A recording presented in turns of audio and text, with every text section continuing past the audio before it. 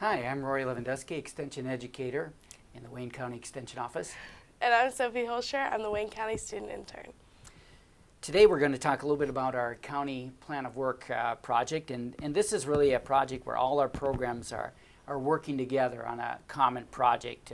So it's going to involve the Agriculture and Natural Resources area, the 4-H and Youth Program Development area, our Family and Consumer Science area, and even our SNAP-Ed educators. And so this is a requirement that came down from the statewide office from OSU Extension, and it's an attempt to integrate different programs together and use the resources and knowledge base that we have.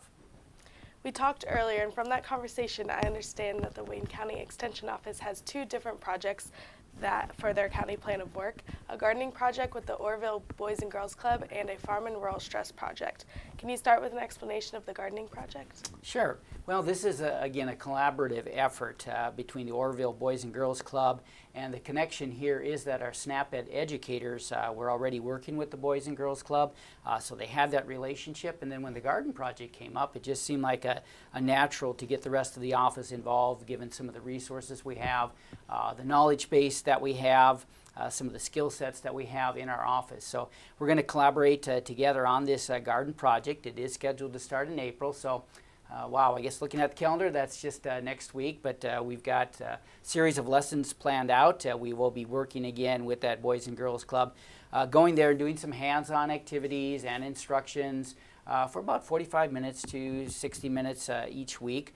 We're going to start with things like testing seeds for germination. We'll cover things like soil fertility, soil testing, cool season crops. We'll actually get them planting some crops. They're going to get some garden areas that will be constructed later in the year, so we're actually going to start some things in 5-gallon buckets and get them going on that. We'll then progress to garden care, things like pest management, taking care of weeds, looking out for insects and diseases, watering, just general taking care of the crop. And then as we get into the season, obviously harvesting those crops, and we'll involve then our SNAP-Ed educators and Family Consumer Science to talk about the nutritional benefits of some of those vegetables, how they can use them in their diet, and even how to preserve them with food preservation techniques. So we'll have all kinds of different topics as we go through the season, and again, all of our different program areas are going to be involved. What does the Farm and Rural Stress Project involve, and what has been done so far? Yeah, well, the goal here is to provide some resources that can help our farm families and those in rural areas that are coping with stress to get some strategies, get some resources that can help them, again, cope and manage with stress.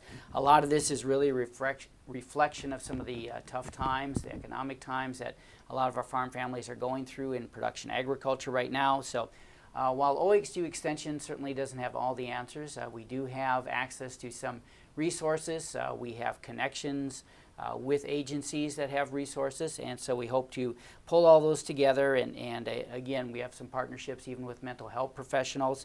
All this can be resources that can help families and individuals that are under stress, again, learn some strategies with how to cope with stress, learn some of those mechanisms with managing stress. So to date, what we've done, we have sent some of our people in our office, some of our office members to a mental health training, so they've had some of that training.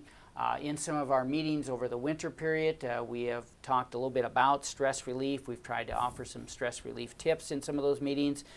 Again, provided some resources. I have written several articles on stress. Those are available to folks who might be interested. And I have some radio shows available, again, as a podcast that deal with the topic of stress management.